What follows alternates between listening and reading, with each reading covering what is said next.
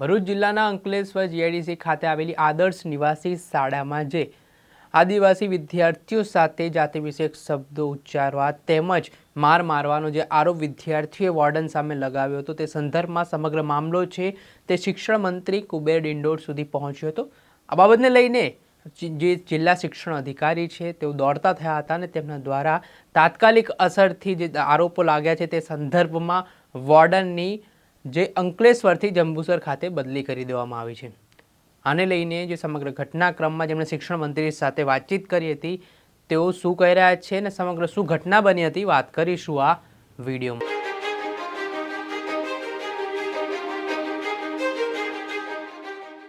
નમસ્કાર દર્શક મિત્રો, નવજે ન્યૂઝમાં આપનું સ્વાગત છે। હું છું ફૈઝાન।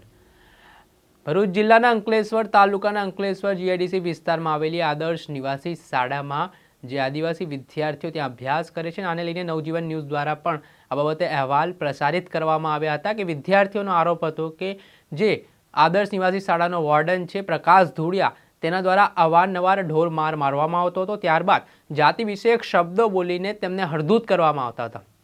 વાત આટલેથી ન અટકતા વિદ્યાર્થીઓએ ગંભીર આરોપ લગાવ્યો છે કે પ્રકાશ છે તે પોતાના અન્ય મિત્રોને સાથે લાવીને અહીંયા પાર્ટી પણ કરતો હતો। આ બાબતને લઈને જ્યારે આ સમગ્ર ઘટના છે વિદ્યાર્થીઓએ પોતાના વાલીને જણાવી ત્યારે આ ઘટનાનો ભાંડફોડ થયો હતો અને વાલીઓએ આદિવાસી સમાજના આગેવાનોને આ અંગે જાણ કરી હતી। ત્યારે અંકલેશ્વર ખાતે આદિવાસી સમાજના આગેવાન પહોંચ્યા હતા। તેમણે શિક્ષણ મંત્રી કુબેર ડિંડોરને આ બાબતે ફોન કરી સમગ્ર ઘટના અંગે જાણકારી આપી હતી। ત્યારબાદ જે અંકલેશ્વર શિક્ષણ વિભાગનો તંત્ર છે તે દોડતું થયું હતું ને જે સમગ્ર જે મામલો છે તે મામલાની તપાસ કરવામાં આવી હતી અને અંતે જે વોર્ડન છે પ્રકાશ ધુડિયા તેની અંકલેશ્વરથી જંબુસર ખાતે બદલી કરી દેવામાં આવી છે। આ બાબતને લઈને જે આદિવાસી સમાજના આગેવાન છે જેમણે શિક્ષણ મંત્રી સાથે વાતચીત કરી હતી ને આખો સમગ્ર ઘટનાક્રમ તેમણે કહ્યું છે તે સાંભળી લો તેઓ શું કહી રહ્યા છે। અંકલેશ્વર ખાતે આવેલ આદર્શ નિવાસી શાળા જે આદિજાતિના બાળકો માટેની શિક્ષણ આપનારી અને ત્યાં રહેવાની વ્યવસ્થા કરનારી માત્ર શાળા અને એક હોસ્ટેલ છે।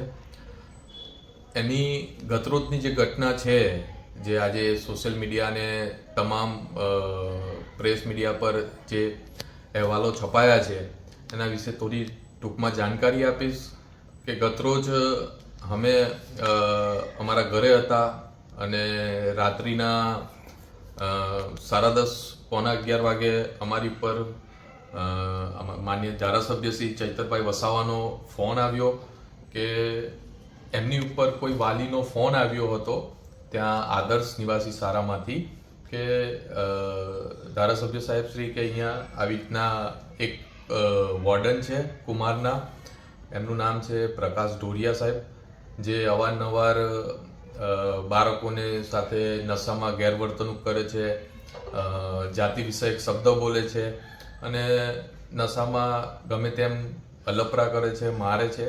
તો ગતરોજ પણ આવું જ કંઈ બનાવ બન્યો હતો જેના વિશે ધારાસભ્યશ્રીને ત્યાંથી કોઈ વાલીએ રજૂઆત કરી કે મારા સ્ટુડન્ટ સાથે મારા છોકરા સાથે આવું બનાવ બન્યો છે, જેથી ધારાસભ્ય સાહેબનો અમારી પર ફોન આવ્યો અને અમને સૂચન આપ્યું કે તમે તાત્કાલિક ધોરણે ત્યાં પહોંચો અને હકીકત શું છે એ જાણવાનો પ્રયાસ કરો।